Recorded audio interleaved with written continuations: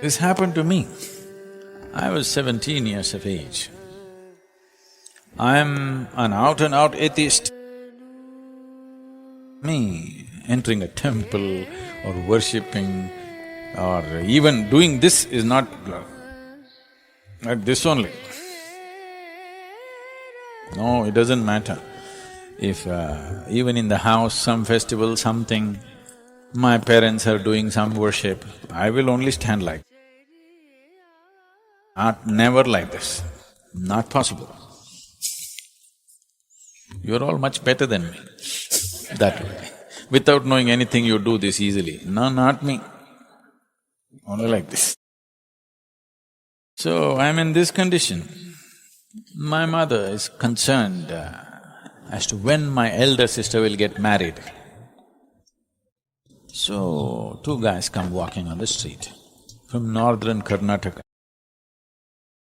These guys will be walking the street with one bag under their armpit. Two guys always in pairs they will be walking. So they were walking. So my mother said, call these guys. I want to know when your sister will get married. I said, what these guys are going to tell you? She said, no, you call. I call.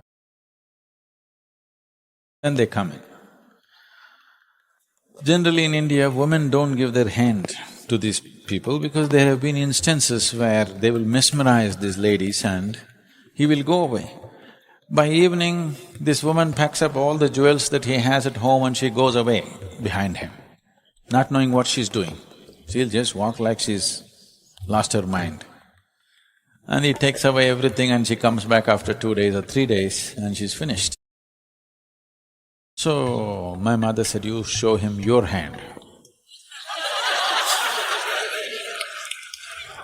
I'm like this, how do I show my hand? My sister wants to get married, I have to show my hand. Rubbish, I said, I'm not doing anything like that.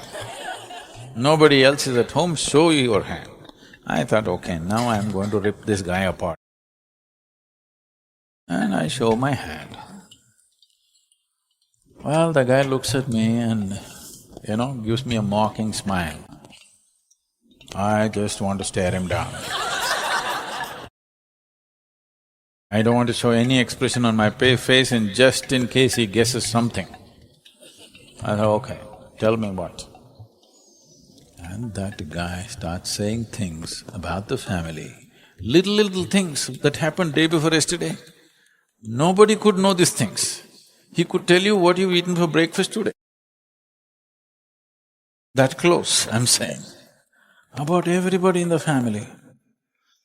Then I'm looking, but still I don't want to believe all this. It's true, but okay, something, I don't like it.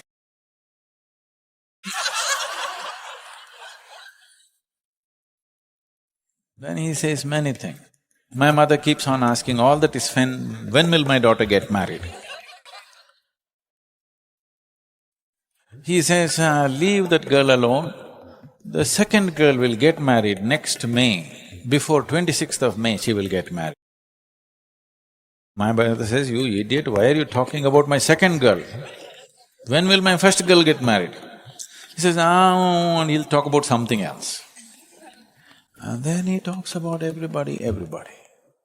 And you won't believe. My elder sister never got married, she became a monk. And my second sister had no idea of getting married, she was still in the university.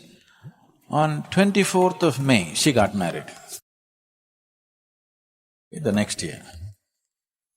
And then my mother is asking about me, this boy doesn't believe in anything.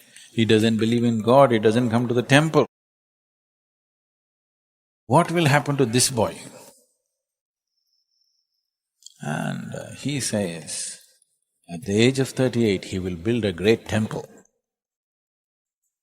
I say, bullshit, me building a temple.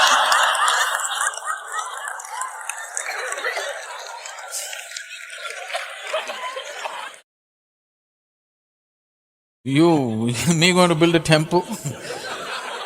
I don't even enter a temple. Where will I build a temple? My mother says, look at him the way he is. What will happen to him? What will he do? He says, others will graze sheep, he will graze people. Oh, I'm little kind of disturbed because this bugger knows things that I do not know. Then when things opened up within me, I wanted to kick myself because it was so obvious, it was hanging all around me, I couldn't see it. But this guy who walks the streets for 10 rupees, 10 rupees is what? 10 rupees is 20 cents, okay? That's the fee for him. That too he won't ask. If you give him 10 rupees, happily he will go.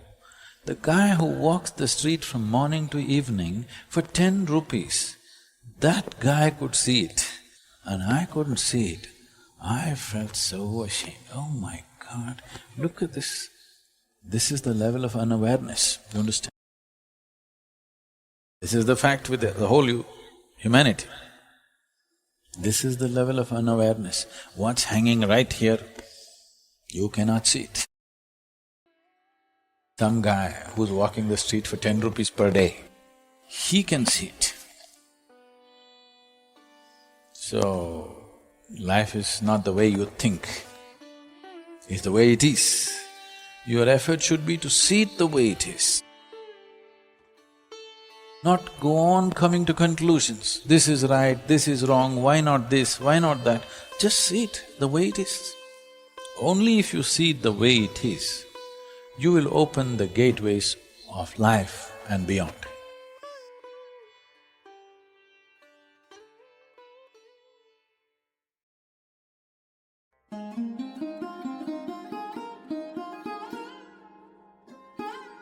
I know the Eastern minds have also absorbed this in a horribly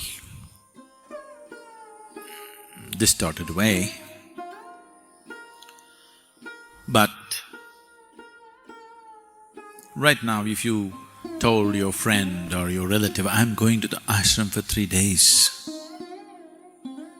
they would become very kind towards you and ask, why, what went wrong?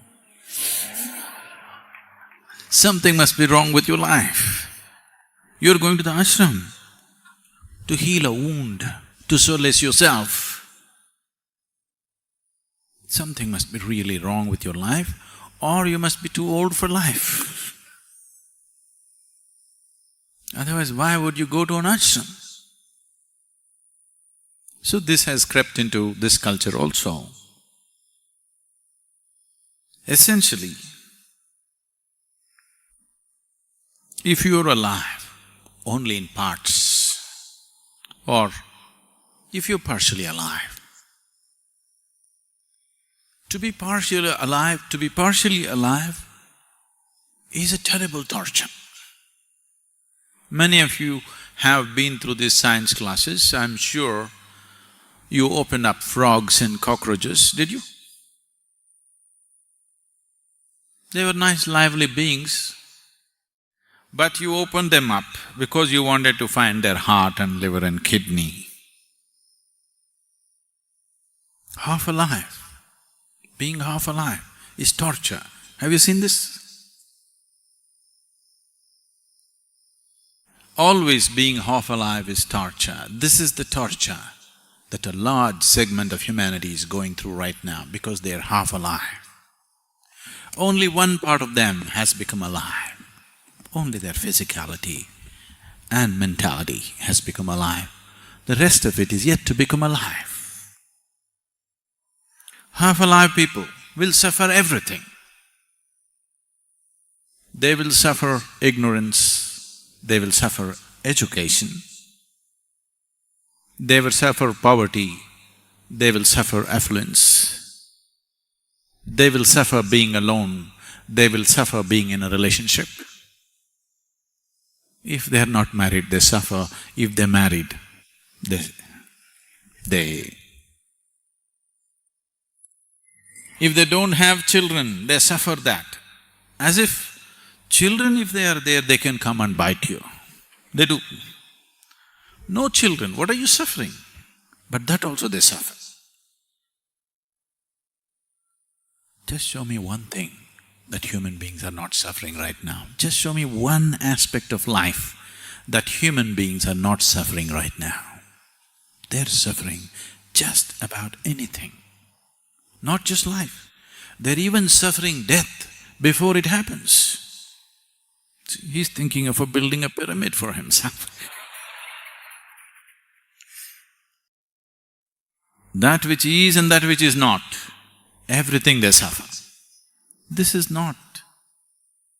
You are not suffering loneliness, you are not suffering company, you are not suffering money, you are not suffering poverty. What you're suffering is, you're half alive. You're desperately trying to make yourself fully alive through money, through drink, through sex, through going on a trek, coming to the ashram. In so many ways, you're somehow trying to make yourself fully alive, which is yet to happen fully. Here and there you feel a burst of aliveness, but again it ebbs down. So, when people are constantly half alive, pleasure becomes an important part of your life, very important part of your life. Without it, you cannot exist. Pleasure becomes paramount in your life when you're only half alive, when physicality is all that you know. Pleasure becomes of immense importance in your life. If you become fully alive, you will become so blissful, joyful, ecstatic without reason, bursts of ecstasy within you without any reason. It's almost embarrassing. Now, the thought of pleasure just evaporates. Looking for a drink, looking for some kind of pleasurable thing just evaporates out of your mind because you're fully alive. When you're fully alive, pleasure disappears. When you're half dead, pleasure is an important thing.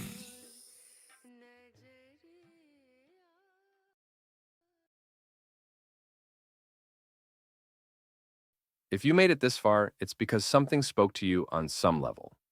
Let us know where you're watching from, subscribe to the channel, check out the links in the description for more reflections. Because honestly, very few people make it to the end. Thanks, big hug, and see you in the next video.